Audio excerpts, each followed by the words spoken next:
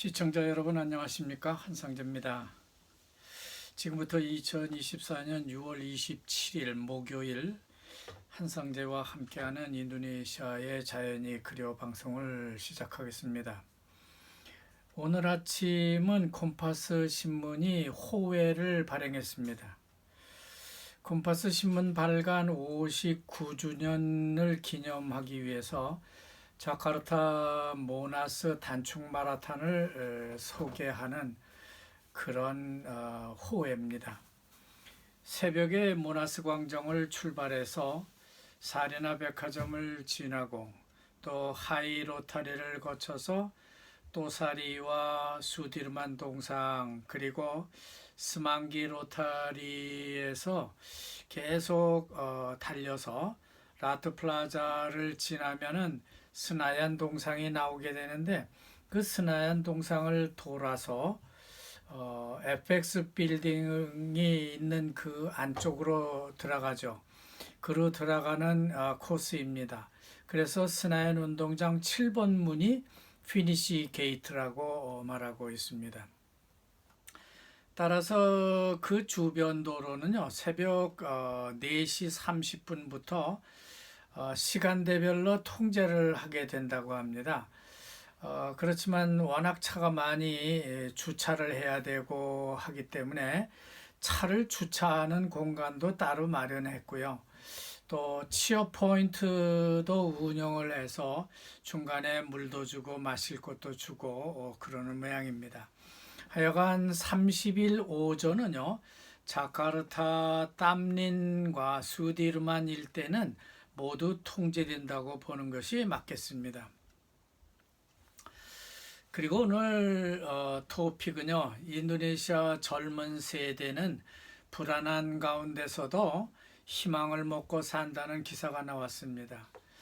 젊은이들은 많은 문제들이 그들을 비관적으로 만들고 있지만은 기술의 진보, 그러니까 인터넷의 진보와 결합한 창의성이라고 하는 것은 여러 가지 문제들을 잘 극복할 수 있는 그런 해결책이 될 수 있다고 하는 그런 것을 청년들은 잠재력을 갖고 있다고 하는 겁니다.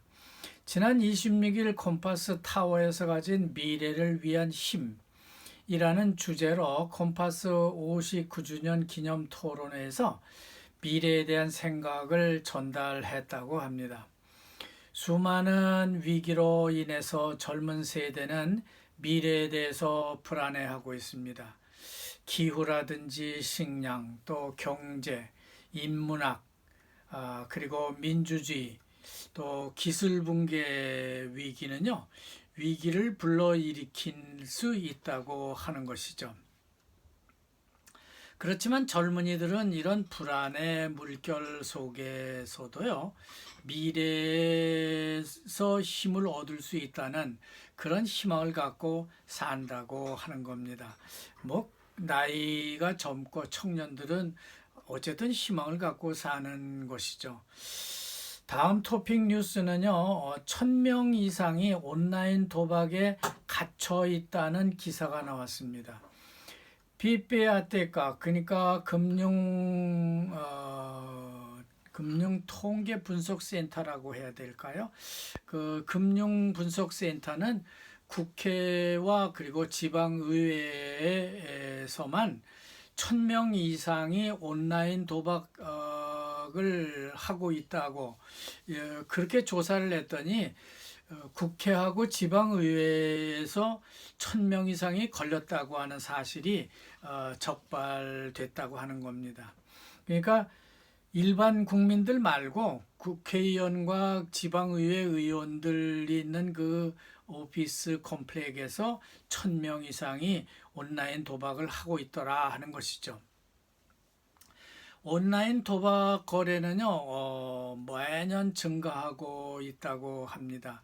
2024년 1분기에는 거래액만 101조 루피아를 넘었다고 하니까 어마어마한 규모가 도박으로 흘러들어가고 있다고 하는 것입니다. 이런 사실은 온라인 도박이 인도네시아 모든 계층, 그러니까 학생들이라든지 또 일반 회사원이라든지 이런 계층에 뭐 이미 침투해 있다고 하는 것을 짐작할 수 있는 그런 계층이라고 말하고 있습니다. 그러니까 국회의원 그리고 지방의회 의원들 사무실에서 이렇게 많이 적발되는 걸 보면은 일반인들도 상당히 많다고 하는 것을 알 수 있다 하는 그런 얘기가 되겠습니다. 그렇다면 우리나라라든지 자카르타에 사는 교민들 또 청년들은 어떨까?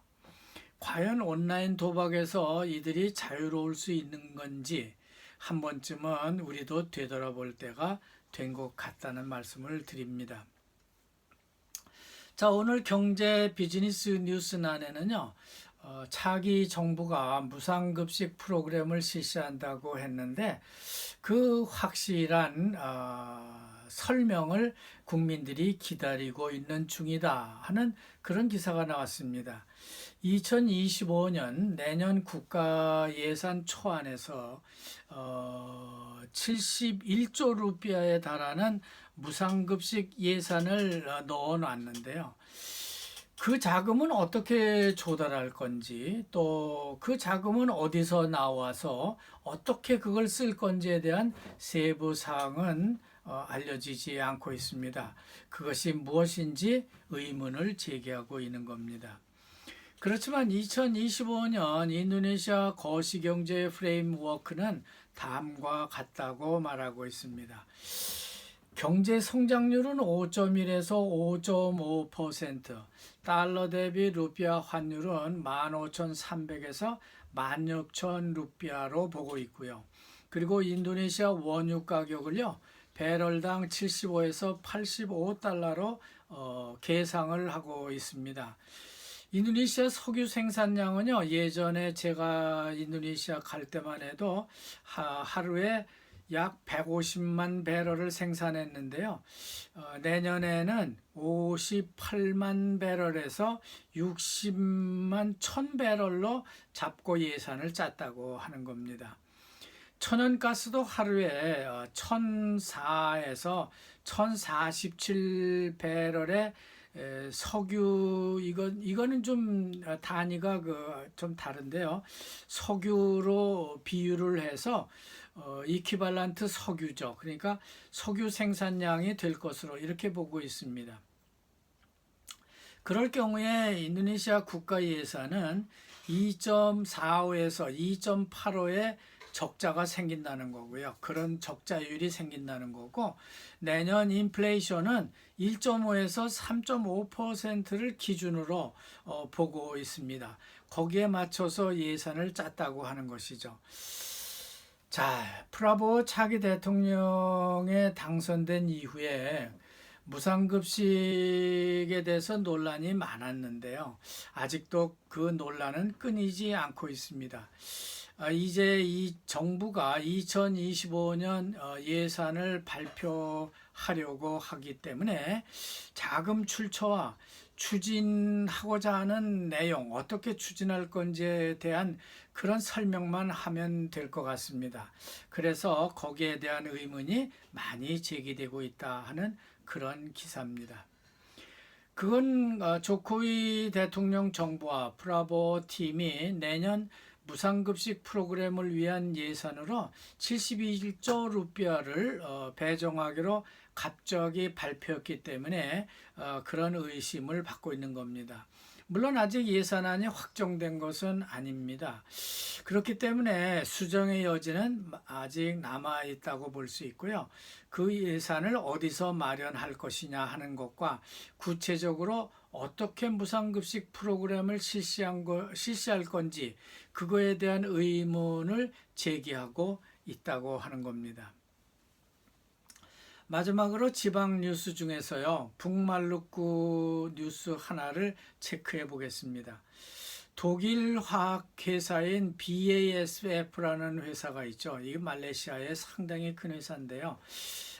바스프라는 회사와 프랑스 광산개발 회사인 에라메츠라고 하는 그룹이요. 북말루크 할메라 중부에다가 세우려고 했던 42조 루피아 규모의 니켈과 코발트 제련 공장 건설을 갑자기 취소한다고 발표를 했습니다.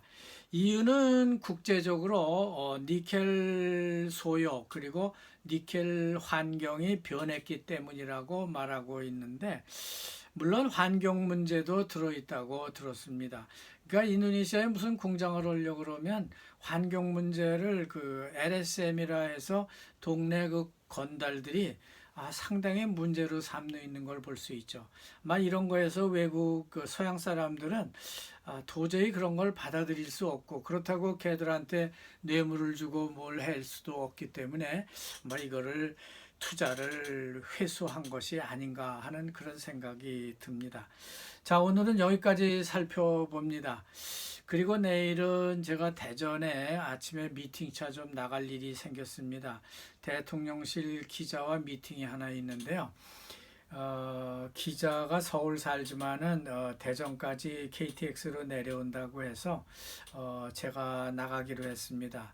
인도네시아 인력 송출 문제에 대해서 논의를 할 예정으로 있습니다. 특히 대학과 기술 학교로 진학하는 그런 방법, 경로에 대해서 좀 의견을 나눌 예정으로 있습니다. 여러분 대단히 감사합니다.